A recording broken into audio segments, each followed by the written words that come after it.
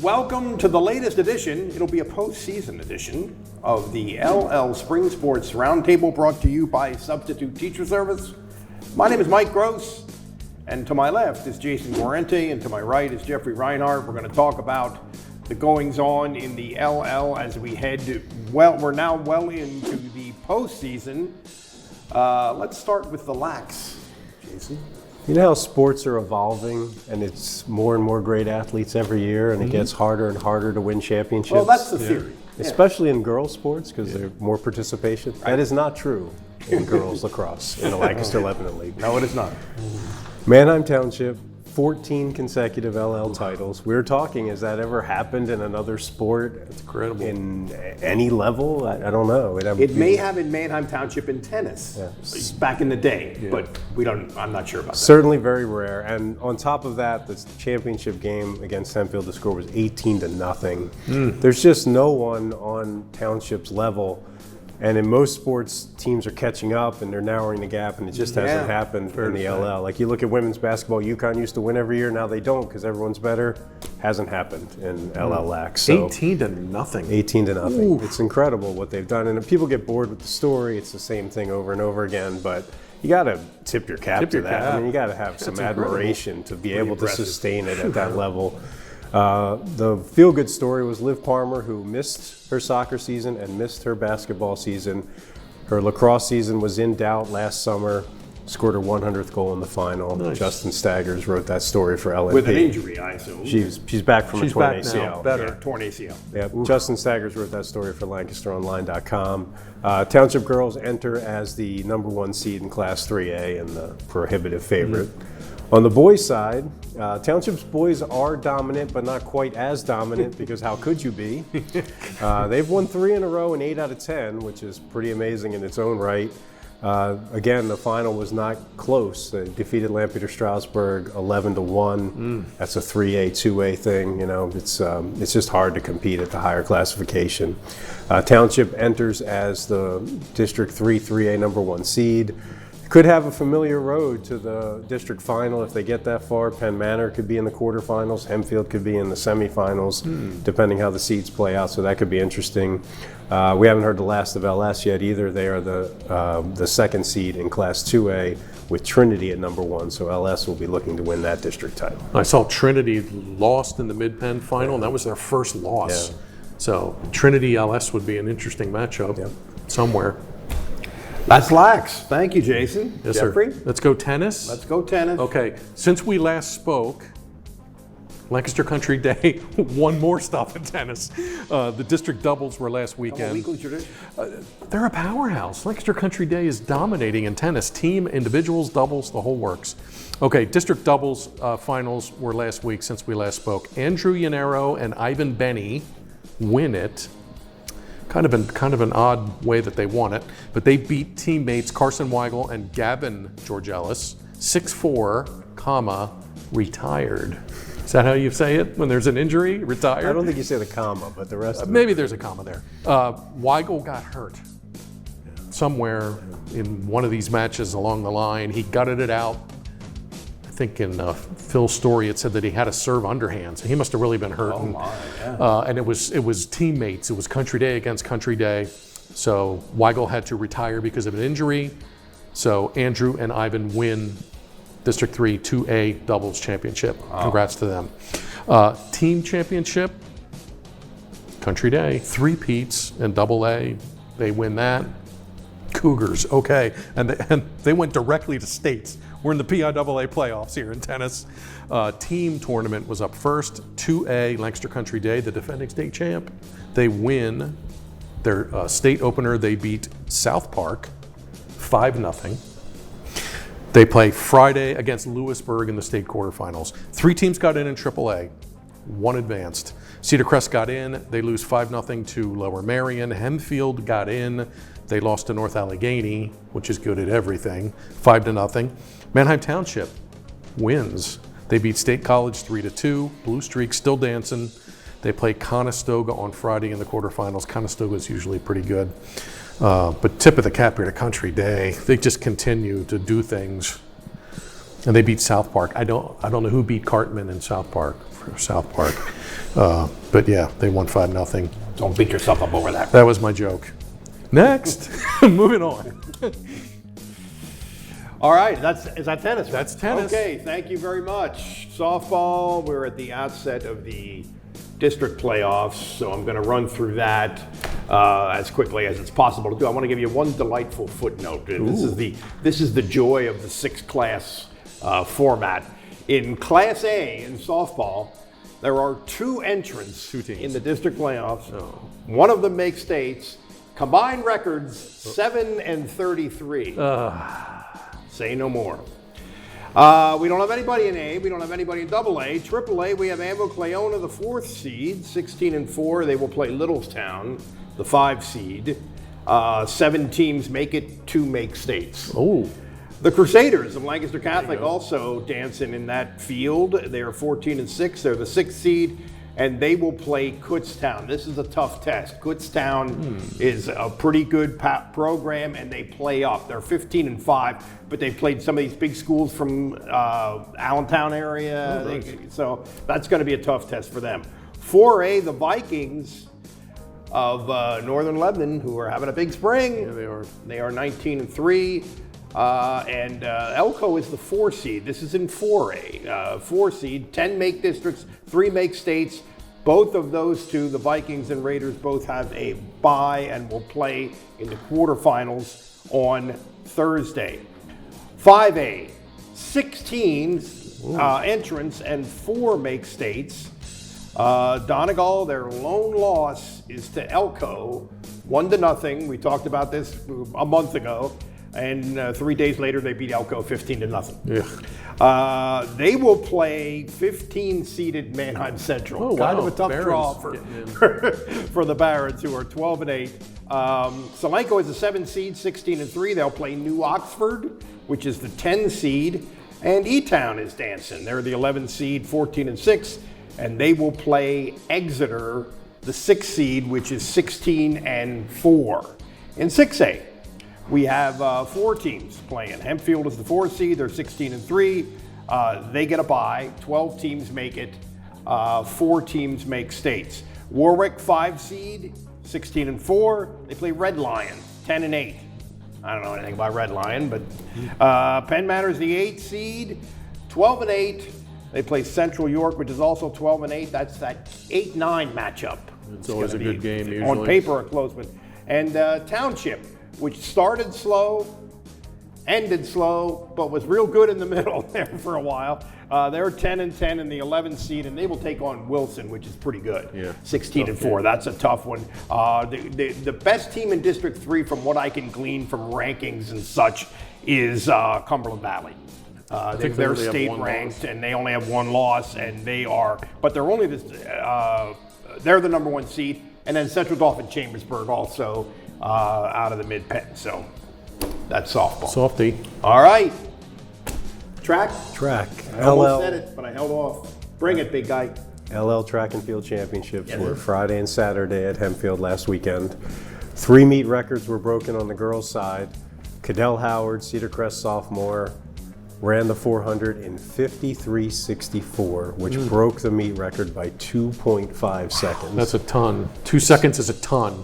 It's insane. This is a generational talent. She's number 1 in Pennsylvania. She's number 17 in the nation in that event. Wow. She also won the 200 in 24.27, which broke the meet record as well.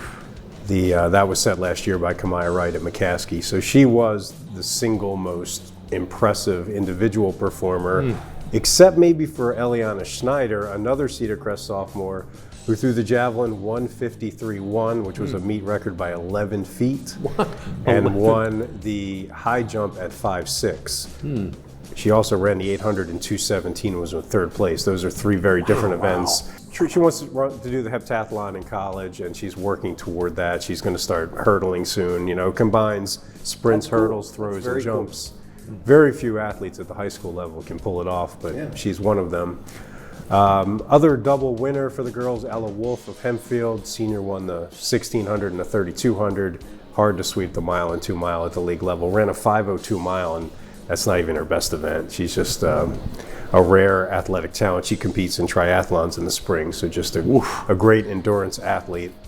McCaskey's Isabella Schertzer won the 800. That's 4 straight LL titles in a single event, which is very rare. I mean, you think you can stay on top, but there's always someone else coming and someone else challenging you, and she was able to sustain that for 4 seasons, which is remarkable. McCaskey won the girls' team championship. Schertzer and Genesis Castro were the 2 individual champions for McCaskey. On the boys' side, no meet records, but some great performances. Double winners were Cole Stevens of Township Jr. won the 800 and the 1600. Hard to win the 800 and the 1600 because the 800 is a much faster race. He also ran the 32 and finished 3rd, so he ran all 3. Conestoga Valley's Jaden Johnson Jr. won the 100 and 200 sprints. Those were Nick Keller's events last year. He was a champion in all 3 sprints. He only competed in the 400 this year because of a hamstring injury, and he won the 400, so he was able to come back and salvage that. He has a chance to win district gold in the 400 and at least get something out of this season despite the injury. Conestoga Valley's boys won the team championship. Several individual champions, Thabo Lotspa in the triple jump, and also the hurdler whose name is escaping me right now. Sensenig, Jordan Sensenig. The hurdles were incredible because there was a photo finish and it was decided by 4,000ths of a second. Wow. Yeah, between Sensenig and Reese Olenek. Yeah, incredible. No one knew who won for about 60 seconds after the race was over. So that's boys and girls track. District championships are Friday and Saturday at Shippensburg.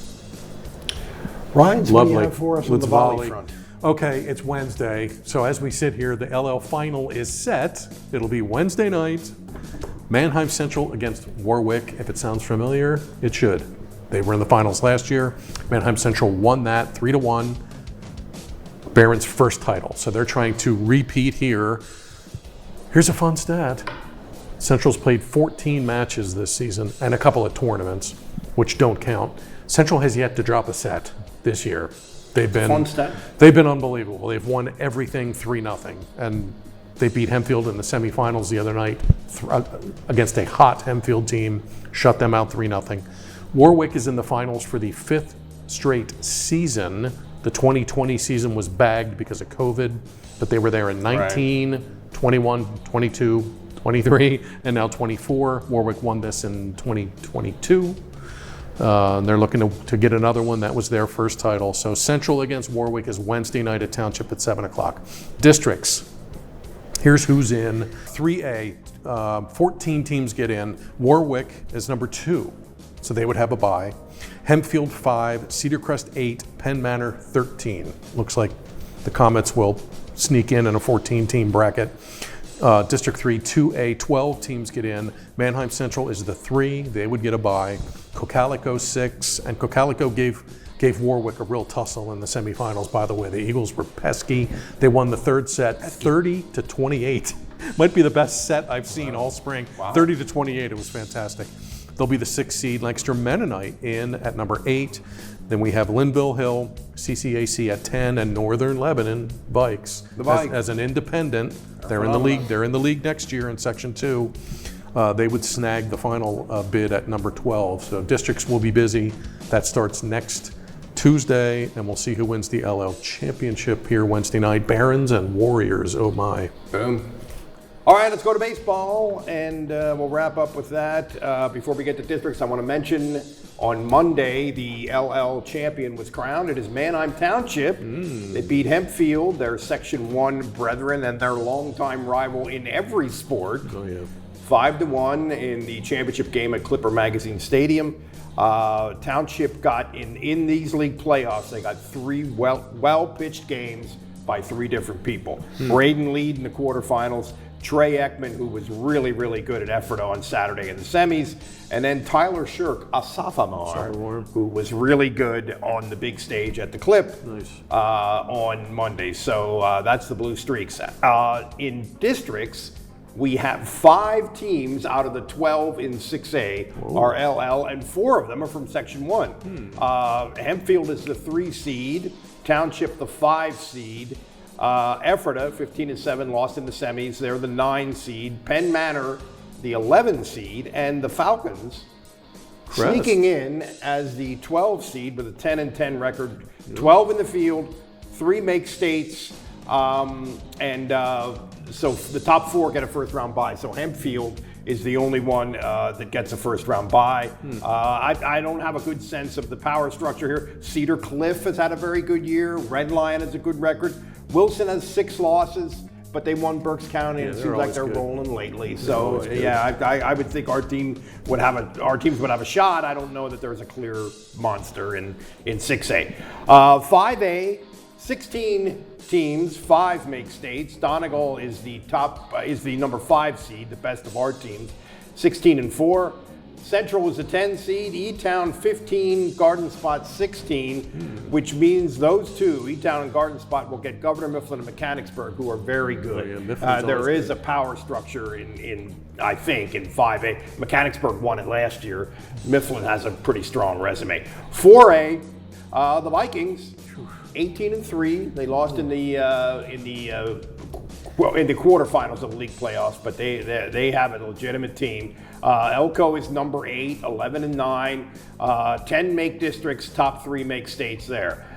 In 3A, Trinity and Camp Hill are the top 2 teams, and they look like they're legitimately the top 2 teams. Lancaster Catholic is the 3 seed at 13-6. I think they would tell you they're not quite what they've been the last couple of years. They won 8 straight Section 4 titles before this year. Anvil Cleon is the 4 seed, and Pequay Valley sneaks in as the 7 seed, and the top 2 make states there. We don't have anybody in AA. Class A is a lot of the little Christian schools. Mount Calvary is the number 2 seed, 11-3. That's all I know about those teams. I can't give you much. But anyway, district starts on Friday, and then the quarterfinals are the following Tuesday, and that's when a lot of our teams will get going. So that's baseball. 3 things that are sticking out in my mind right now, and I'm going to miss people and I'm going to miss teams and whatnot. Northern Lebanon, I don't know if they've raised any trophies. They're having a great spring. Yep. Lancaster Country Day Tennis, great spring. And Manheim Township in general. 2 lacrosse titles, a baseball title. Yeah. Probably some track kids.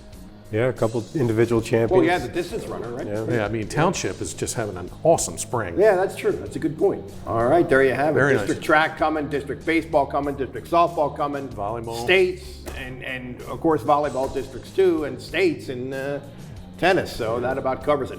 This has been the LL Spring Sports Roundtable, brought to you by Substitute Teacher Service. For Mike, and for Jason, and for Jeff, we'll see you next time.